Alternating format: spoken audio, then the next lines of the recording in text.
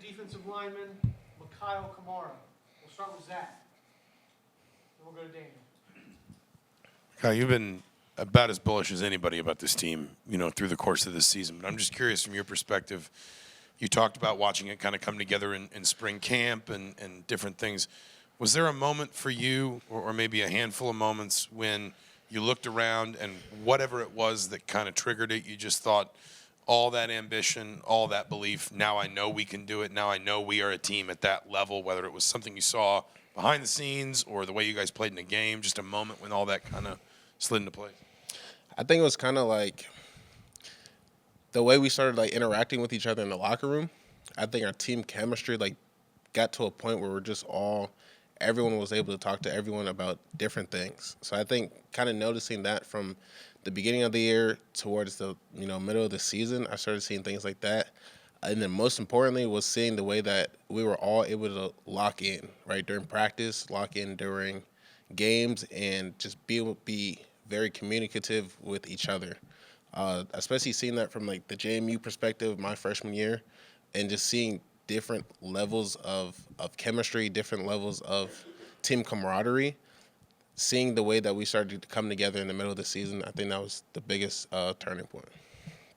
We'll go to Daniel on your left and then Zach B. Yeah, it almost feels like you manifested this, almost. I'm curious, how much of a manifestation or a mind over matter player are you?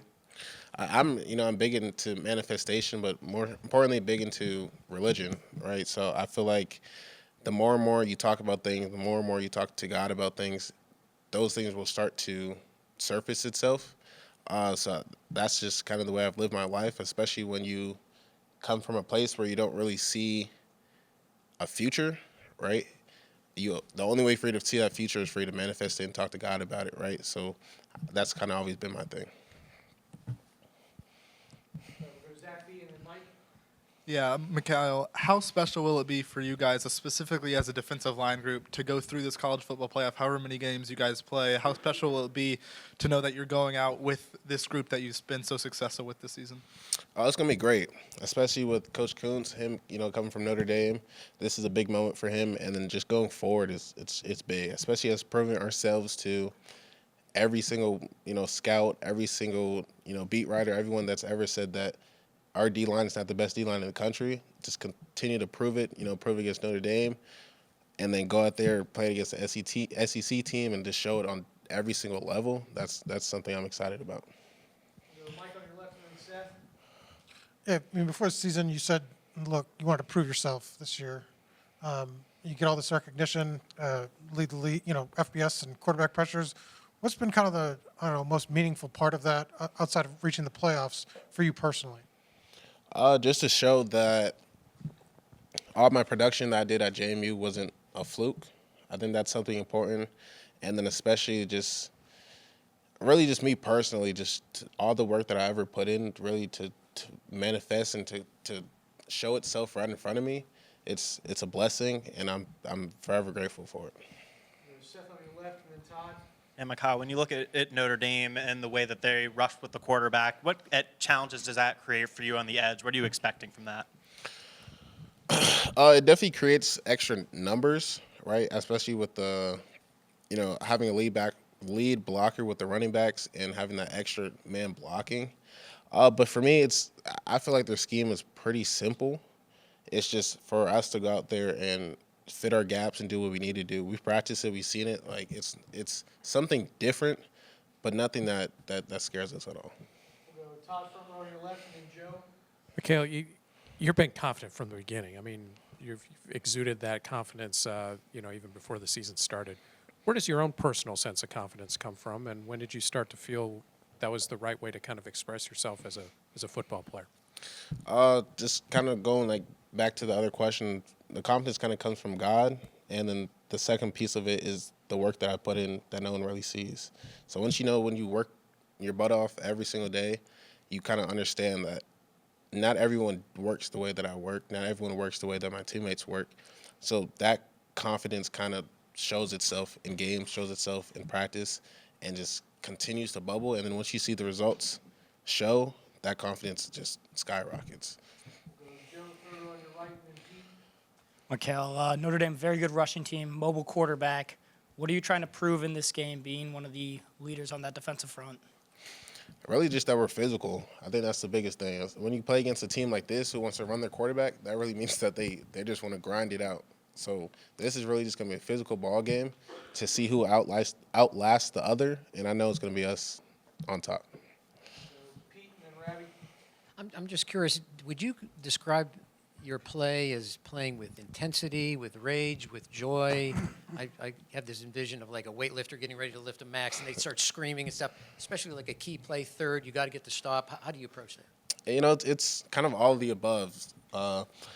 Depending on the situation, it calls for different things, but I think it all starts for me is just playing this game with so much joy and passion, right? Once you start from there, you know, you run out the tunnel, you're screaming, you're excited, you're getting your team pumped up, and then those key plays, you know, fourth and shorts, goal lines, that's when you're like, all right, I got to muster up and bring on what are the demons I need to attack this offensive lineman. But just it really starts with just having fun and understanding that this game can be taken away from you at any moment. So you got to go out there and play every single play like it's your last. Go Ravi, front row right, and then Will. Yeah, you got All-American honors. Fisher did, Pons did, Bork's top-rated QB in the playoff for Pro Football Focus. Those are you guys who came from, you know, different levels, lower levels, as everybody likes to say. What is the chip on the shoulder? Is it always there? What is it? Do you talk about it? Just kind of give us a sense of what is it that drives you guys as far as that aspect goes? I think it's just something that's just there, right? I think it's something that we've all had because we've always been underdogs. And now to come up here in this situation and still be looked as an underdog, that chip just continues to grow, to be honest with you. No matter how many sacks I get, no matter how many plays Pons makes, Fish makes, Rourke makes, the chip just gets bigger and bigger every single time because now, you know, you have one good game. If you have a bad game, they're going to chirp at you. So it's like every single game you got to bring it. Go Will, second row, your right, and then Jack. Mikail, Coach Haynes talked about it yesterday. Just he wants you guys to get northbound every play. What's kind of the rush that you and the other D linemen get from being able to just go straight at somebody or get a swim move off or bull rush? It's fun. Like all the things I work at, hitting the pads, all the, you know, smooth pass rushes and cute wins that you see on Instagram, right? You get to go hit those, and hopefully they see your highlights on ESPN, right? But it's really just go out there and just wreak havoc, make plays, right? So you have a one-on-one basically every single time, just go win it. Simple. Go Jack on your left. Yeah, Mikail, how would you sort of just explain your process of watching film of an opposing offensive line? Like, do you try to key in on like your specific matchups? You try to watch the group as a whole, like find tendencies? Can you just kind of talk about that? So I kind of go based off of formation. So I go off, you know, formation tendencies. What do they like to run? Are they in this formation? Are they run heavy? Or are they pass heavy? Do they like gap scheme? Are they zone scheme type of team? You go from there, and then once you start to understand the scheme, then that's when you start to analyze the player specifically. You know, are they high hands, low hands? Does this guy come off with a lot of intensity? Is he kind of more finesse? So you kind of go based off that, and then once I understand all of those aspects, then I start to understand my strengths and weaknesses based off of what he does, and then I try to attack his weaknesses with my strengths. Great. Thanks, Mikail. Thank you.